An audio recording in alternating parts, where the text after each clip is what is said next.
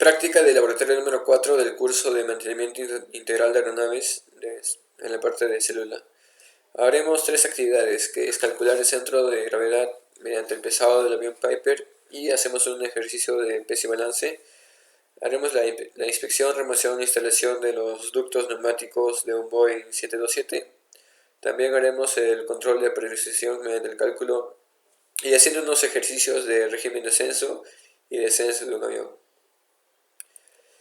Para hallar el centro de gravedad de una aeronave podemos utilizar tres métodos. El primero es el más sencillo, donde se utiliza, digamos que el datum. El datum es una imagen, es una línea vertical imaginaria de referencia desde donde se toman diferentes distancias de las fuerzas que, digamos, interactúan con la aeronave. En este caso, estas fuerzas son los pesos de el tren de nariz y los trenes principales, el izquierdo y el derecho, y medimos su distancia con respecto al datum.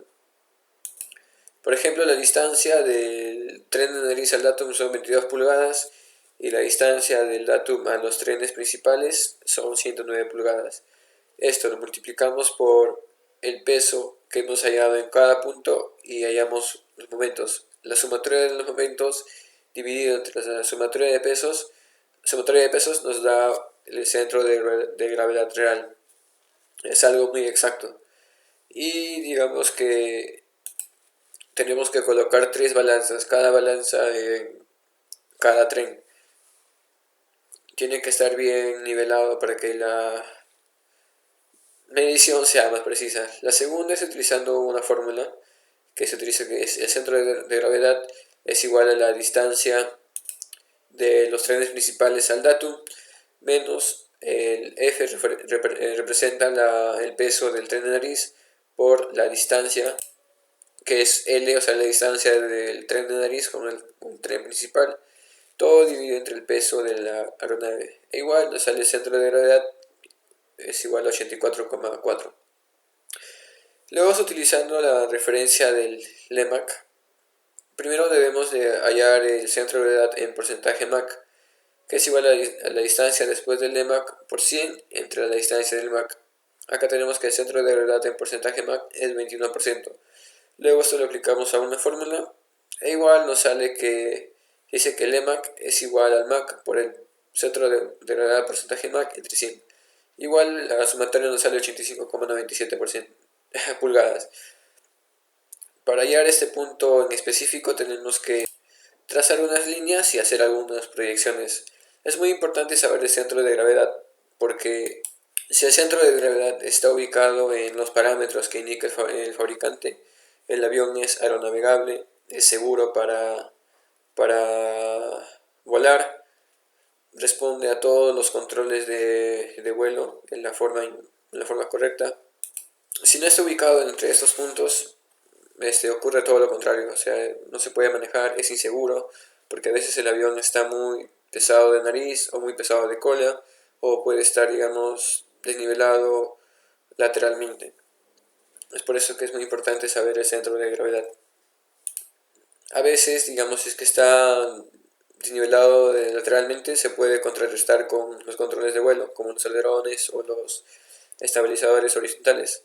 Pero esto ya, digamos que interfiere con el correcto vuelo del avión, porque digamos que genera tensión innecesaria en los controles, a veces también interfiere en el correcto funcionamiento de los motores, a veces es menos maniobrable el avión por estas condiciones y eso también repercute en la cantidad de consumo de combustible, ya sea haciendo un desbalance lateral o longitudinal. El lateral es más fácil de contrarrestar, pero el longitudinal es algo más complejo. Luego hablamos sobre los ductos neumáticos. Son los encargados de llevar aire a gran presión y a temperatura a diferentes lugares de la aeronave. Son de un material muy resistente como el titanio, que resiste a altas temperaturas, son livianos y flexibles en algunas etapas. Las fuentes de potencia neumática de un avión pueden ser los motores, puede ser el GPU, que es digamos una planta en tierra, el APU también, Y los usos de estos ductos son para los intercambiadores de calor, los sistemas de anti-ice, la presurización del agua potable, del combustible, el arranque del motor, y es muy importante para los packs de aire acondicionado y para la presurización correcta. Hicimos una inspección a este ducto neumático de 727. Verificamos todos sus componentes, que son las abrazaderas, también digamos reconocer la estructura del ducto. Hicimos una inspección con líquidos penetrantes y también hicimos el correcto procedimiento de la remoción e instalación. También hicimos una prueba de presión, le aplicamos una presión específica y no debe haber fugas a lo largo de todo el conjunto de los ductos. Si es que hay una fuga, esto quiere decir que hay rajaduras o digamos las abrazaderas pueden estar mal.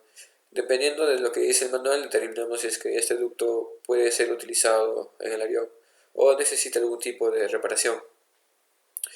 Esto es muy importante porque una pequeña rajadura en primera instancia solo digamos que libera cierta cantidad de presión, pero a lo largo del tiempo, y sabemos que el bleed es aire a gran presión y a temperatura, y genera, a partir de esa pequeña rajadura empieza a extenderse y puede generar una grieta y puede haber fugas excesivas del aire neumático, y esto es muy crítico ya sea para la presurización o para el aire acondicionado. Acá hicimos una inspección donde determinamos que el espesor del ducto es de 0,06 pulgadas, pero como sabemos siempre va a haber un desgaste y nos dice que el mínimo de espesor que puede tener el ducto es de 0,012 pulgadas, que es su 75%. Y así que hay diferentes daños a lo largo del conjunto del ducto. O dependiendo de la falla pueden ser abolladuras, dependiendo de su profundidad. Por ejemplo, hay algunas de 0,05 pulgadas y otras de 0,045. Esas abolladuras ya son consideradas como grietas y es algo crítico, que se debe hacer una reparación o intercambiar el ducto en su totalidad. La presurización se da en aeronaves de alto rendimiento, porque a gran altitud, digamos que no es posible con la sola presión atmosférica suministrar suficiente oxígeno a los tripulantes o los pasajeros para que puedan respirar. El oxígeno es muy mínimo, se puede decir. Y así que se utiliza la presurización para evitar la hipoxia de los ocupantes de un avión. El proceso solamente se realiza mediante el bombeo de aire comprimido, que se procesa y se puede decir que se inyecta directamente a la cabina. Tenemos que entender dos conceptos básicos, que es la altitud de cabina, que se representa como la presión interna de la cabina, o sea, la presión nada más de la cabina.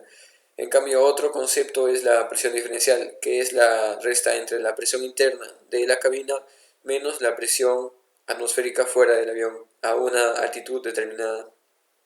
También tenemos los regímenes de ascenso o descenso, que son utilizados para evitar algún daño estructural de la aeronave, ya que la aeronave es como un globo, que digamos que se infla y se desinfla, con el fin de mantener una correcta presurización. Esto es posible gracias a una válvula de salida, la O2 valve, que digamos su apertura contribuye dependiendo de la altitud, eh, ayuda a la presurización y mantener una presión específica dentro del avión. Se puede hacer el proceso de presurización de forma automática. Los aviones de alto rendimiento ya lo hacen, ya lo tienen incorporado. Solamente se coloca un switch a automático y ya este proceso se hace. Pero algunas aeronaves tenemos que estar selectando manualmente estos cambios de presión. Y así que en algunos casos, si es que hay mucho régimen de ascenso, podemos, digamos, dañar estructuralmente el avión. Y este módulo nos enseña a, digamos, cómo funciona un correcto proceso de presurización. O sea, cuando la aeronave está volando, se debe estar cerrando la válvula de salida, cerrando, cerrando, cerrando y llegando a un tope. Y cuando baja debe ocurrir lo mismo, que se debe abrir poco a poco a poco, porque si se abre de golpe la válvula de salida, esto daña el avión.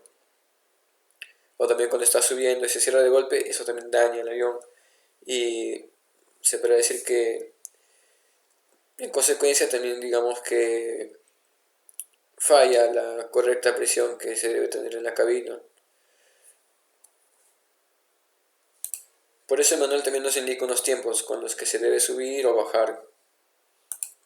Y también hay controladores que, digamos, verifican la abertura de la válvula de salida.